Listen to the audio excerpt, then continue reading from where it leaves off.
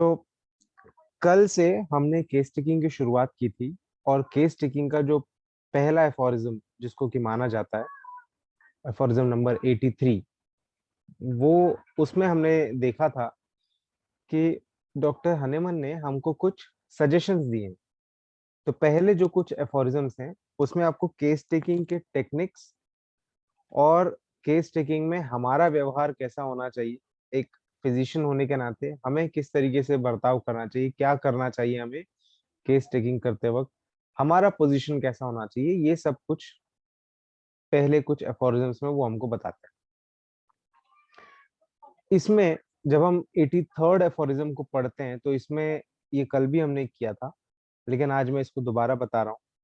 तो इसमें ये लिखते हैं कि ये मैं केवल एक जनरल डायरेक्शन दे रहा हूँ, केवल एक बेसिक आइडिया दे रहा हूँ कि क्या क्या पूछना है और कौन कौन से पॉइंट्स को आपको एक्सप्लोर करना है। लेकिन ये कंप्लीटली फिजिशियन को तय करना होगा कि किस केस में उसके इन्वेस्टिगेशन करने का या केस टेकिंग करने का तरीका, केस टेकिंग करने का जो स्टाइल होगा, कैसे उसको हर केस में अडेप्ट करना है ताकि वो उस पेशेंट की इंडिविजुअलिटी को निकाल सके। क्योंकि अलग अलग कॉन्स्टिट्यूशन होते हैं, अलग अलग कल्चरल बैकग्राउंड के लोग होते हैं, अलग अलग भाषा के लोग होते हैं, अलग अलग रिलीजन के लोग होते हैं, अलग अलग जगह से लोग आते हैं, कुछ शहरी लोग होते हैं, कुछ ग्रामीण क्षेत्र से लोग आते हैं। कुछ का तरीका अलग होता है बोलचाल का, कुछ का तरीका अलग होता है।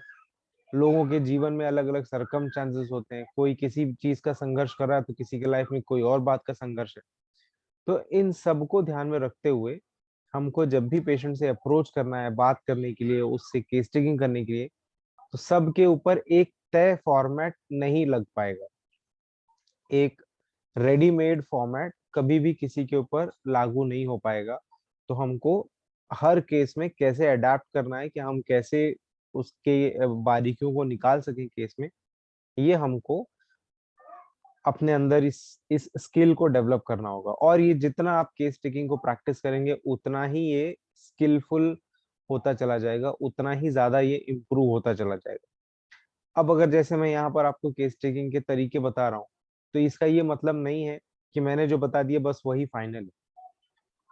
मैं, जैसे डॉक्टर हनीमन ने कहा कि केवल एक जनरल डायरेक्शन दे रहे हैं, केवल एक बेसिक प्लान बता रहे हैं कि किस तरीके से पूछना चाहिए, बिल्कुल वैसे ही मैं आज जो आपको बता रहा हूँ, हो सकता है 5 साल बाद आप अगर पूछें तो और भी ढेर सारे टेक्निक्स बता पाऊँ। क्योंकि ये एक ऐसा साइंस है, एक ऐसा आर्ट है, जितना आप इसको प्रैक्टिस करेंगे, जितना आप इसके ऊपर वर्क करेंगे, उतना ही बेहतर आपका इन्वेस्टिगेशन करने का तरीका बनता चला जाएगा।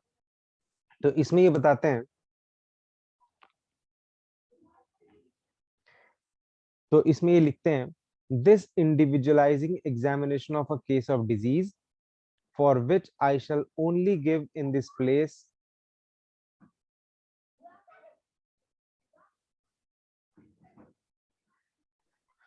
this individualizing examination of a case of disease for which I shall only give in this place general directions of which the practitioner will bear in mind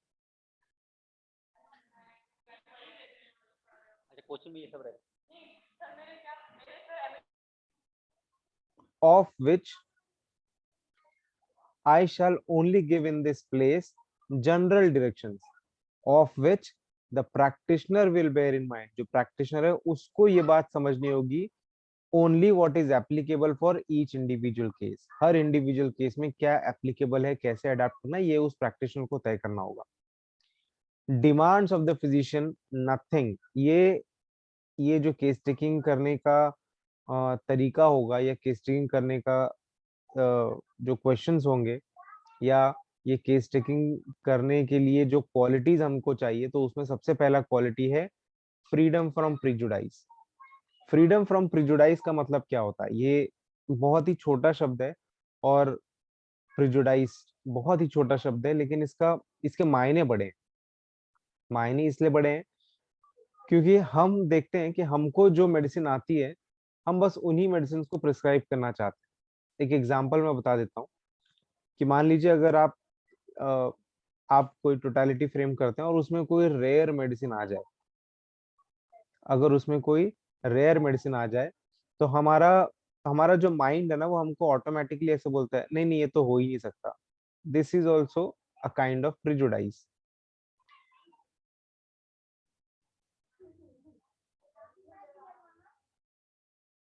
this is also a kind of prejudice. कई बार ऐसा होता है कि हम हर patient में वही एक कोई खास मेडिसिन को ही हम बार बार देखने की कोशिश करते हैं, तो हमारी आंखें हमको वही दिखाती हैं जो हमारा दिमाग देखना चाहता है। क्योंकि फॉर एग्जाम्पल मैं बता रहा हूँ, अगर मुझे किसी टॉन्सिलाइटिस के केस में बेलाडोना से रिलीफ मिला है, तो हर बार मैं उस बेलाडोना को प्रेफरेंस देने लग जाता हूँ। ये भी एक तरीके का प्रेजुडाइस है। अगर मैं किसी एक स्टेटमेंट को मैं पढ़ लेता हूँ कि ये अगर स्टेटमेंट पेशेंट ने बोला, या ये लाइन अगर पेशेंट ने बोली मुंह से, तो मुझे ये वाली रूब्रिक उठानी है या वो वाली रूब्रिक उठानी है। अब ये भी आपने एक प्रेजुडाइस बना लिया है कि अगर पेशेंट ने ऐसा कहा तो मुझे ऐसा ही रूब्रिक उठाना है। जबकि हम जबकि हो सकता है कि पेशेंट के कहने का मतलब वो ना रहा हो, क्योंकि हम केवल वर्ड्स पर जाते हैं, क्योंकि हम केवल शब्द पर जाते हैं, किस टोन में वो बोला गया है, किस तरीके से वो बोला गया है, किस सरकमस्टेंस में वो बोला गया है, बोलते वक्त पेशेंट के चेहरे पर किस तरीके के हाव भाव थे, किस तरीके से वो बोलते वक्त उसका जो बॉडी लैंग्वेज था वो कैसा था। हम उसको छोड़ देते हैं और केवल शब्द को पकड़कर जब हम रूब्रिक ढूंढने लग जाते हैं, वो भी एक तरीके का प्रेजुडाइस है।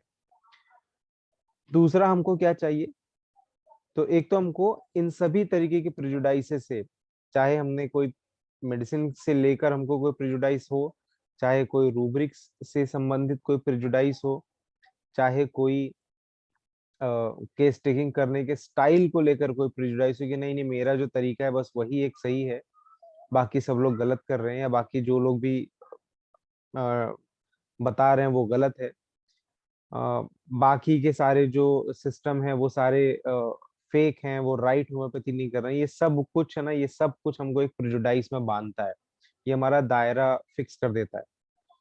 तो इन सभी दायरों से बाहर निकलना पड़ेगा, इन सभी प्रिजुडाइसेस से दूर रहना पड़ेगा। तो पहला क्वालिटी क्या है, फ्रीडम फ्रॉम प्रिजुडाइस। दूसरा है साउंड सेंसेस। दूसरा है साउंड सेंसेस। साउंड सेंसेस का मतलब हो गया कि हम अगर पेशेंट कोई बात बोल रहा है तो उसको सही से सुन सके, पूरी तरीके से हमारा ध्यान उसके ऊपर है कि पेशेंट क्या बोल रहा है, बोलते वक्त उसके चेहरे पर कैसे एक्सप्रेशंस हैं, किस हाव भाव से वो बातें कर रहा है, अगर उसके शरीर से या अगर उसको कोई घाव है तो वहां से किस तरीके का डिस्चार्जेस हो रहे हैं, किस तरीके से स्मेल आ रहा है, किस तरीके का कोई भी चीज जो आप ऑब्जर्व कर सकते हैं, कोई भी चीज जो आप सुन सकते हैं, टच करके फील कर सकते हैं। अगर कहीं कोई इरप्शंस हैं तो वो कैसे हैं, वो छूने में कैसे हैं, हार्ड है, सॉफ्ट है। तो हमारे साउंड सेंसेस होना चाहिए, यानी हमारे सारे जो सेंस ऑर्गन्स हैं वो शार्प होने चाहिए। Attention in observing. Attention in observing यानी हर माइक्रो एक्सप्रेशन या हर माइक्रो सरकमस्टेंसेस जो उसके आसपास घट रहा है, जो हमारे सामने हमारे समक्ष घट रहा है, उन सब के ऊपर हमारा ध्यान होना चाहिए। And fidelity in tracing the picture of the disease, और उस डिजीज पिक्चर को एक प्रिसाइज टोटलिटी फ्रेम करने की भी क्षमता हमारे अंदर होनी चाहिए। तो समराइज करें अगर, तो freedom from prejudice, sound sensor और अटेंशन इन ऑब्जर्विंग और टोटलिटी ऑफ सिम्टम को फ्रेम करने की कला हमारे अंदर होनी चाहिए। नेक्स्ट, हमारे अंदर और क्या होना चाहिए, तो सबसे पहले तो हमें ना सुनने आना चाहिए।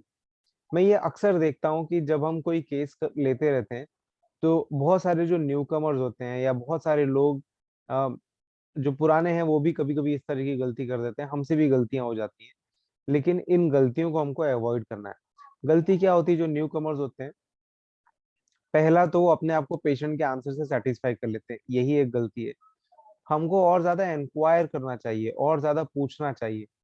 हर चीज के पीछे व्हाई व्हाट व्हेन ये हमेशा डालना चाहिए कि कब हुआ, कैसे हुआ, क्यों हुआ। ठीक है।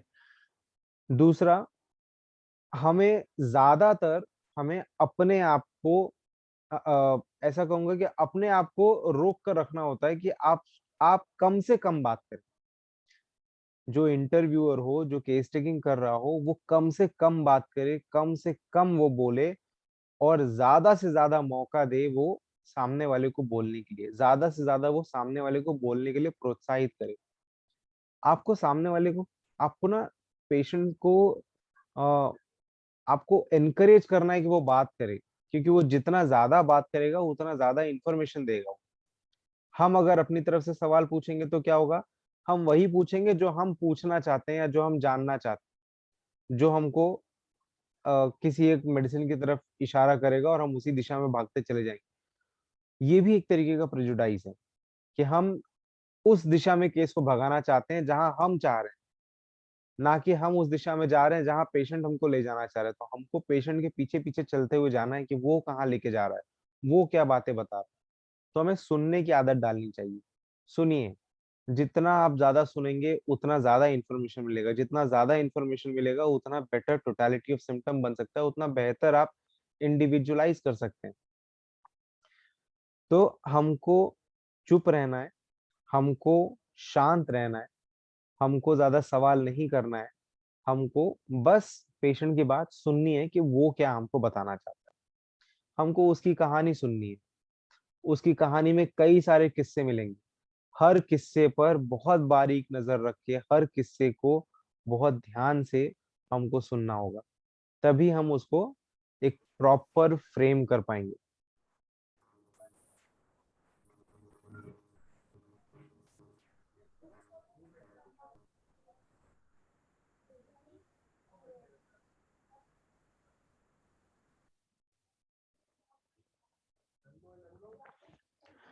तो इसमें देखिए आगे क्या है, हमको पहले तो चुप रहना है, सामने वाले को एनकरेज करना है कि वो बात करे, उसको प्रोत्साहित करना है। तीसरा, जितना कम से कम हम उसको इंटरप्ट करें उतना बेहतर है। इनफैक्ट हमको इंटरप्ट करने से ही अपने आप को रोकना है कि सामने वाले को जब वो बोल रहा हो तो उसकी बात बीच में मत काटिए। क्योंकि जब आप उसकी बात बीच में काट देंगे, जब आप उसकी बात को बीच में काट देंगे, उसको टोक देंगे कि नहीं नहीं आप उसके बारे में पहले बताइए, तो वो जो हमको बताना चाह रहा है वो हमसे छूट जाता है। वो पेशेंट भूल जाएगा उसका जो, जिस इंटेंसिटी में वो बता रहा था, जिस भाव के साथ वो बता रहा था, वो भाव चला जाएगा। और ये भी हो सकता है कि वो बताते बताते वो कहीं और ही निकल जाए। आपने क्योंकि इंटरप्ट कर दिया तो वो बात ही उसके दिमाग से उतर गई, तो एक इंफॉर्मेशन हमसे लूज हो जाती है। तो हमको कम से कम उसको इंटरप्ट करना है, और केवल तब इंटरप्ट करना है जब हमको ऐसा लगे कि अब ये केस से बहुत बाहर जा रहा है, जो हमारे काम की बात नहीं है उसकी भी बातें कर रहा है। तो ये कुछ सुझाव हैं जो उन्होंने वो दिए। वो एफोरिज्म 84 में क्या कहते हैं देखते हैं। The patient details the history of his suffering. Patient अपनी कंप्लेंट्स के बारे में बताता है कि उसको दिक्कत क्या है। Those about him tell what they heard him complain of. जो उसके आसपास के लोग होंगे, जैसे उसके पेरेंट्स हो सकते हैं, उसका भाई हो सकता है, बहन हो सकता है, फैमिली का कोई भी मेंबर हो सकता है, कोई फ्रेंड हो सकता है, कोई अड़ोस पड़ोस का व्यक्ति हो सकता है जो उसके साथ अटेंड करने आया है, जो जो भी उसका अटेंडर होगा वो भी हमको बता सकता है। The patient details the history of his sufferings, and those about him tell what they heard him complain of, how he has behaved and what they have noticed in him। उसने कैसा बर्ताव किया है जब से वो बीमार हुआ है, किस तरीके का उसका स्वभाव है, उसके बारे में आप उससे बात कर सकते हैं, उनके जो अटेंडर होंगे। And what they have noticed in him, क्या क्या उन्होंने ऑब्जर्व किया है वो हमको बता सकते हैं वो लोग। The physician sees, hears and remarks by his other senses what there is of an altered or unusual character about him। और जो फिजिशियन होगा वो भी देख सकता है, सुन सकता है, और एक ओपिनियन बना सकता है कि क्या उसके स्वभाव में बदलाव हुआ है, क्या उसके रूटीन में बदलाव हुआ है, क्या उसके अंदर ऐसा है जो कुछ अनयूजुअल है, जो कि अल्टर हो गया, जो नॉर्मल नहीं है, जो एब नॉर्मल हो चुका है। He writes down accurately all that the patient and his friends have told him in the very expressions used by them। मुझसे कई बार लोग पूछते हैं, एक दो लोगों ने हमारे ग्रुप में से भी पूछा था कि मैं कैसे केस पेपर बनाता हूँ या मैं कैसा केस में लिखता हूँ। तो जैसा कि इसमें डॉक्टर हनीमन ने बताया है, he writes down accurately all that the patient and his friends have told him in the very expressions used by them। जिस एक्सप्रेशन के साथ पेशेंट के रिलेटिव्स ने या पेशेंट ने अपनी भावनाएं व्यक्त की हैं, बिल्कुल उन्हीं शब्दों का इस्तेमाल करते हुए, बिल्कुल उसी भाषा का इस्तेमाल करते हुए, बिल्कुल उसी तरीके से आपको लिखना है।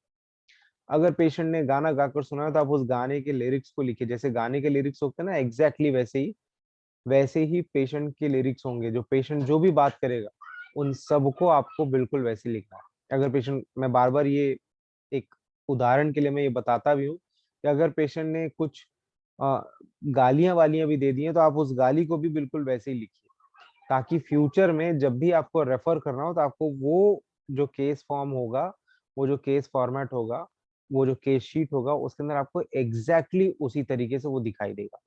एग्जैक्टली उसी चीज को आप रिकॉल कर पाओगे। तो आपको बिल्कुल वैसे ही लिखना है जैसा वो बोल रहा है। अगर वो हिंदी में बोल रहा है तो हिंदी में बोल लिखिए, कहीं उसने इंग्लिश के शब्द इस्तेमाल किए तो इंग्लिश के शब्द डाल दीजिए। अगर वो मराठी में बात कर रहा है तो अगर आप जानते हैं मराठी, लिख सकते हैं, तो मराठी में लिख दीजिए। लेकिन लिखिए वही जो पेशेंट बोल रहा है। उसमें आप मेडिकल टर्मिनोलॉजीज को जबरदस्ती घुसेड़िए मत। जबरदस्ती वहां पर मेडिकल टर्मिनोलॉजीज का इस्तेमाल मत करिए। जबरदस्ती आप अपनी अंडरस्टैंडिंग उसके अंदर मत डालिए। आप वो लिखिए जो पेशेंट बोल रहा है। होता क्या है कि पेशेंट ने अगर बोला कि मुझे यहाँ जलन हो रहा है, या मुझे यहाँ मुझे ऐसा लग रहा है जैसे कि यहाँ पर कुछ टूट गया है, तो हम ये नहीं लिखेंगे कि मुझे ऐसा लग रहा है जैसे कि टूट गया। हम लिखेंगे सेंसेशन एज इफ ब्रोकन। नहीं, ये क्या होता है, उसका जो फीलिंग है ना वो खत्म हो गया। आप लोगों को एक एग्जांपल दूं। आप में से किसी ने अगर आप लोग हॉलीवुड मूवीज देखते हो या साउथ इंडियन फिल्में अगर आप देखते हो, तो आप जब हॉलीवुड फिल्में जब आप इंग्लिश लैंग्वेज में देखते हैं, जिस लैंग्वेज में वो बनी है, तो आपको ना वो मजा आता है उसमें।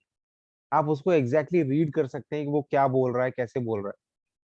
लेकिन वही जब आप किसी डब में देखो, वही फिल्म आप हिंदी में डब करके देखो या अपने रीजनल लैंग्वेज में आप डब करके देखो, तो आपको आपको उसका एसेंस ही गायब हो जाएगा। आपको ऐसा लगेगा कि आप क्या देख रहे हैं, अब कुछ मजा नहीं आएगा।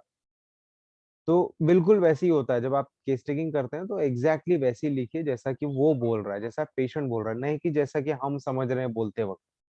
जब पेशेंट हमको बता रहा है तो हमको वो नहीं लिखना है जो हम समझ रहे हैं, हमको वो लिखना है जो पेशेंट बता रहा है। Keeping silence himself, he allows them to say all they have to say. खुद को चुप रखकर हमें पेशेंट को प्रोत्साहित करना है कि वो ज्यादा से ज्यादा बात करें। ऑल दे हैव टू से and refrain from interrupting them. और उनको इंटरप्ट करने से हमें बचना होगा। जितना कम से कम हम उनको इंटरप्ट करें उतना बेहतर। Unless they wander off to other matters.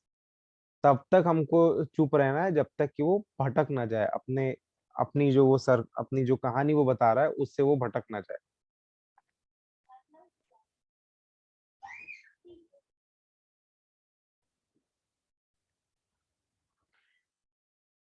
The physician advises them at the beginning of the examination to speak slowly in order that he may take down in writing the important parts of what the speakers say। तो अब बहुत सारे लोग ऐसा करते भी हैं कि पेशेंट को एक्सप्लेन कर देते हैं पहले ही कि मैं आपसे क्या क्या क्वेश्चन पूछने वाला हूँ। मैं खुद भी अपनी प्रैक्टिस में ऐसा करता हूँ। पेशेंट से जब बात करने बैठते हैं तो मैं उनको बता देता हूँ कि मैं किस तरीके के क्वेश्चंस पूछूंगा, क्या इसका इम्पोर्टेंस है, कैसे पूछा, क्यों इसका इम्पोर्टेंस है। और वो उनको एक बेसिक अंडरस्टैंडिंग देने के बाद मैं उनको बताता हूँ कि मैं आपसे ये सारे सवाल पूछूंगा, और सारे सवालों का बहुत ही जायज है सारे सवाल। और उनको मैं ये एडवाइस देता हूँ कि आप एक एक करके धीमे धीमे धीमे आप बताइए, आप सारा कुछ बताइए।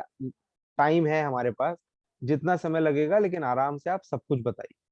तो आप पेशेंट को जब पहले से एडवाइस कर देते हैं तो हमको लिखने में आसानी हो जाती है। हमको वहां पे जो जो भी पेशेंट बोल रहा है वो लिखने में हम आसानी से सब कुछ लिख सकते हैं। अदरवाइज क्या होगा, पेशेंट बोलेगा दूसरे बात पे चला जाएगा और हम फिर वो लिख भी नहीं पाएंगे कि वो क्या बोल रहा है।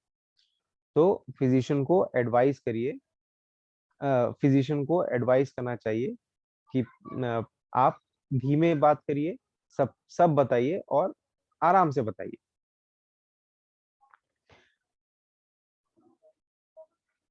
अब हमें इंटरप्ट क्यों नहीं करना चाहिए? तो फुटनोट 81 में देखिए क्या लिखा है। Every interruption breaks the train of thought of the narrator. हर बार जब आप पेशेंट को रोकेंगे, उसको टोकेंगे, तो उसका जो ट्रेन ऑफ थॉट्स होंगे, जो उसके विचार होंगे, वो उसी तरीके से वो वापस व्यक्त नहीं कर पाएगा। Every interruption breaks the train of thought of the narrators, and all they would have said at first does not again occur them in the same precisely the same manner after that. तो हो सकता है वो जिस भाव से, जिस feeling के साथ, जिस इमोशन के साथ वो आपके साथ एक्सप्रेस कर रहा था वो बात, वो वापस उसी भाव में ना आ पाए। इसलिए ज्यादा से ज्यादा कोशिश ये करनी चाहिए कि हम उसको इंटरप्ट ना करें।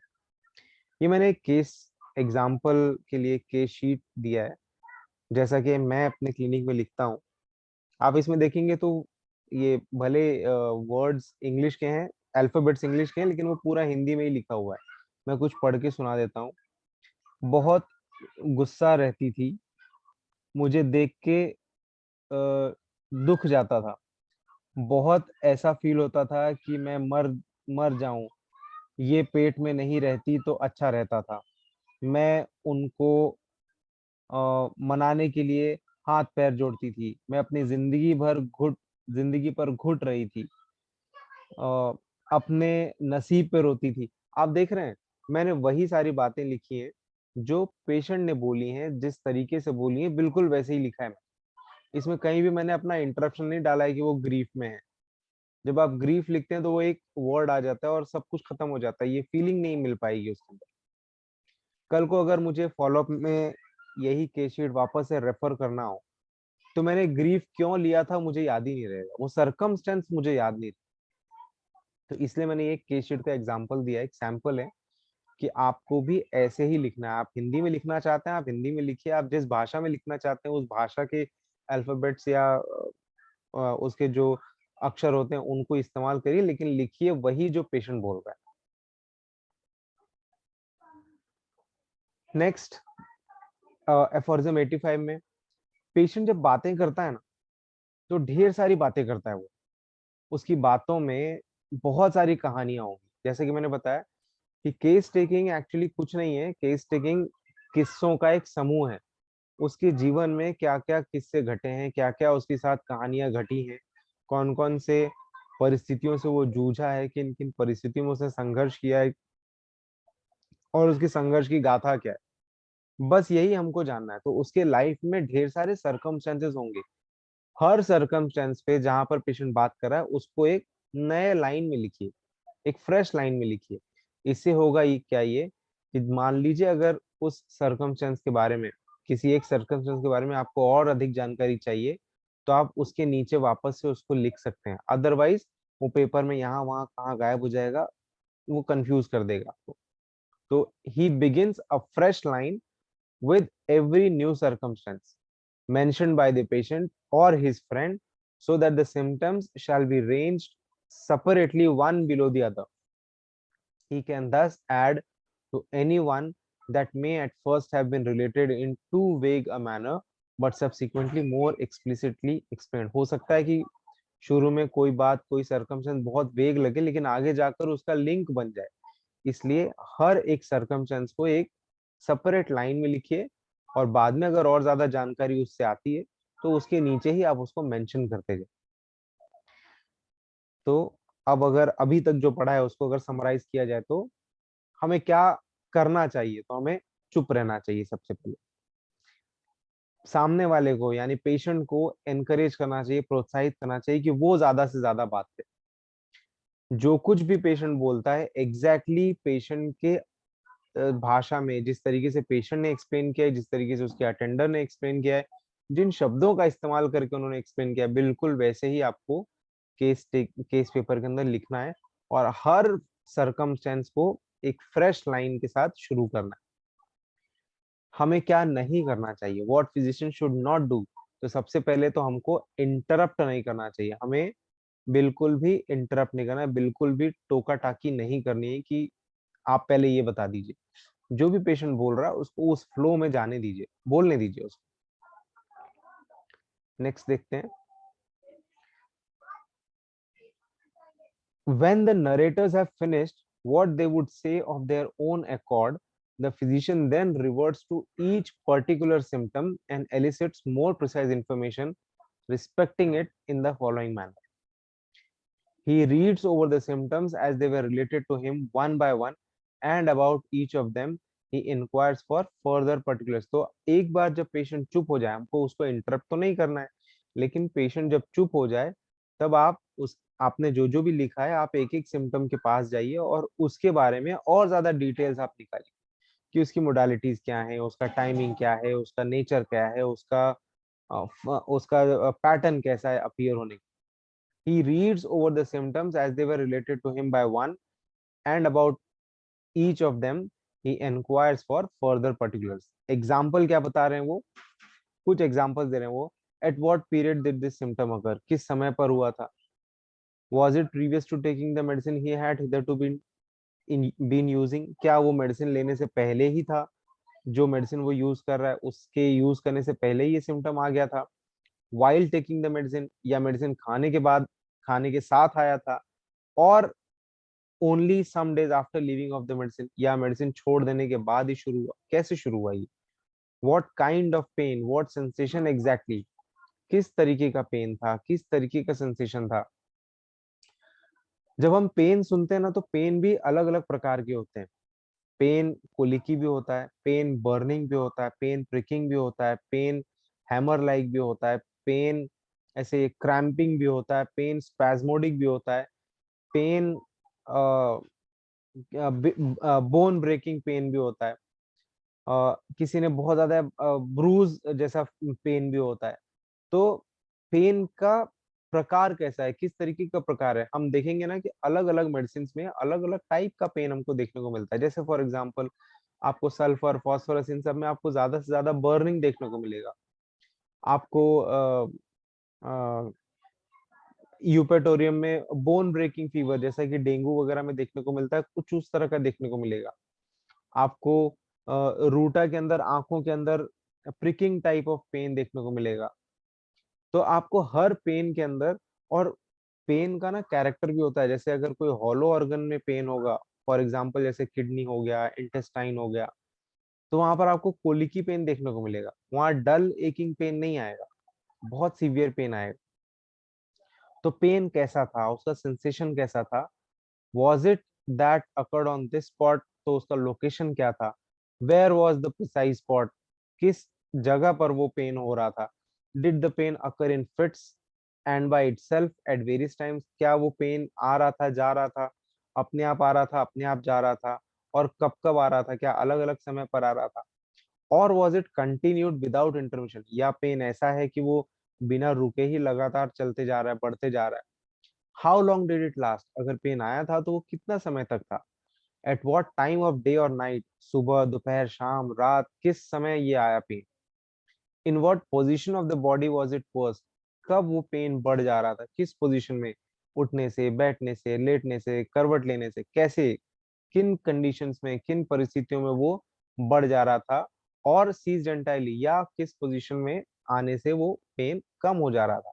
जैसे कि हम देखते हैं कोलोसिन में बेंडिंग डबल से रिलीफ हो जाता है, वहीं लैक कैन में आप देखेंगे बेंडिंग बैकवर्ड से पेन में रिलीफ मिलता है. What was the exact nature of this or that event or circumstances, जो जो भी circumstances उसने describe किए हुए हो, उन circumstances का exact nature क्या था, exact phenomena क्या हुआ था, वो सब कुछ हमको enquire करना चाहिए. Described in plain words. तो आज हम यहीं पर एंड कर रहे हैं. अभी हमारे पास लगभग 5 मिनट का टाइम है. अगर कोई क्वेश्चन है अभी तक तो आप लोग पूछ सकते हैं.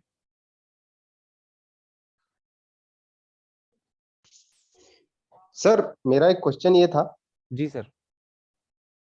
सर जैसे अब हिस्ट्री अगर कोई देर पेशेंट का जब केस टेकिंग कर रहे हो तो वो तो बहुत मतलब फिर ऐसे तो 20 25 30 40 पेज हो जाएंगे सर लिखते लिखते. अगर हर एक बात को अपन लिखेंगे सर उनकी, तो एक तो सर थोड़ा पॉसिबल भी नहीं होगा इतना, क्योंकि कैसे क्या करेंगे. आप जैसे बोल रहे हैं कि हर एक बात को लिखना है उसकी, तो how is possible sir. It is possible, it is possible, होता है, हम सब लोग करते हैं. 25-30 पेज नहीं होते हैं, हाँ 4-5 पेज जरूर कह सकता हूँ।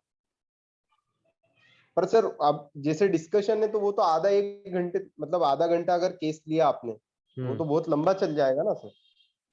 हाँ तो आधा घंटा तो ये तो मिनिमम है, इतना तो होता ही है। क्रॉनिक केस टेकिंग आप ले रहे हैं ना, आप एक्यूट थोड़ी ले रहे हैं। जब आप क्रॉनिक केस टेकिंग लेंगे तो इसमें आधा क्या, कभी कभी तो 2 घंटा भी लग जाता है। बराबर, हाँ मैंने एक मुद्दा पेशेंट ये है, का सर मुद्दा आपके। ये है ना कि केस टेकिंग करते वक्त हमको सिम्टम्स मिल जाने चाहिए, फिर पूरा दिन लेकर नहीं बैठने की जरूरत है। मतलब ये टाइम नहीं डिसाइड करता है कि केस का क्वालिटी क्या है। केस का क्वालिटी डिसाइड होता है कि हमको कितना जल्दी पीक्यूआरएस कैरेक्टरिस्टिक सिम्टम्स हमको मिल जाए। अगर पीक्यूआरएस आपको आधे घंटे में मिल गया तो आधे घंटे में ही केस खत्म। नहीं मिला है तो, मेरे पास तो एक केस था जहां पर मुझे 8 घंटे लगे थे उस केस को। मतलब नॉट एंटायरली अ डे, लेकिन 2 घंटा आज बात किया, फिर 2 घंटा शाम को बात किया, फिर 2 घंटा दूसरे दिन सुबह बात किया, इस तरीके से चला था। मेन क्या है, सिम्टम मिलना चाहिए।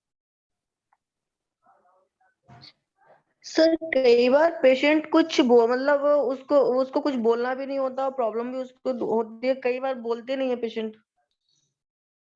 क्या नहीं बोलते? मतलब कई बार जो भी उनको बताने, मतलब जो भी क्वेश्चन करो उसका आंसर वो सही देते भी नहीं है, और कई बार बोल बताते भी नहीं है कुछ। जी, इसीलिए मैंने बताया ना कि स्टार्टिंग में आपको पेशेंट को एक्सप्लेन करना चाहिए कि आप ये क्वेश्चंस क्यों पूछ रहे हैं। जब आप उनको एक्सप्लेन करेंगे, जब आप उनको उस बारे में बताएंगे, तो बहुत से पेशेंट्स ओपन अप हो जाते हैं। क्योंकि क्या होता है कि हमारे जो क्वेश्चंस होते हैं ना, वो बहुत ही वेग होते हैं। मतलब एक एक ऐसे कॉमन टर्म्स में देखा जाए तो, अगर कोई पेशेंट समझो माइग्रेन का कंप्लेंट लेकर आया, तो वो ये एक्सपेक्ट करता है, क्योंकि वो बाकी के सिस्टम्स के इन्फ्लुएंस में होता है, तो वो ये एक्सपेक्ट करता है कि आप उससे उसके सिर दर्द के बारे में बात करें, आप उससे उसके माइग्रेन के सिम्टम्स के बारे में बात करेंगे। लेकिन आप उसके जी बचपन में जी। लेकिन आप उसके बचपन में चले जाते हैं। आप उसको कॉज ढूंढने के पीछे उसके लाइफ की स्टोरीज सुनने लग जाते हैं। तो वो बहुत ही कंफ्यूज हो जाता है कि ये क्यों पूछ रहे हैं ये, मतलब इसका क्या रिलेशन है मेरी बीमारी से। तो उसमें आपको जी जी समझाना, सर। उसमें आपको उसको काउंसल करना पड़ता है कि क्यों आप ये क्वेश्चन पूछ रहे हैं। जब आप उसको बताते हैं कि कैसे आपका ये जो डिजीज है वो साइकोसोमैटिक है, कैसे ये आपके जो इमोशंस हैं, जो आपकी सरकमस्टेंसेस हैं, जो आपके घर की स्थितियां हैं, जो आपकी परेशानियां हैं, कैसे वो इसके ऊपर असर डालती हैं, कैसे ये बीमारी में कन्वर्ट होता है। जब आप उनको ये बात समझाएंगे, अगर वो समझदार हैं, तो जरूर वो आपके साथ कोऑपरेट करते हैं। लेकिन ऐसा क्लास भी एक होता है जहां पर इस काउंसलिंग का भी कोई असर नहीं होता है। जैसे कि अगर वो पेशेंट, अब जैसे मैं इस वक्त गांव में हूँ, तो मैं यहाँ जो देख पाता हूँ कि अगर मैं उनसे उनके घरेलू विषयों के बारे में बात करूँ, तो वो कंफर्टेबल नहीं होते हैं वो। क्योंकि जी सर। जी सर।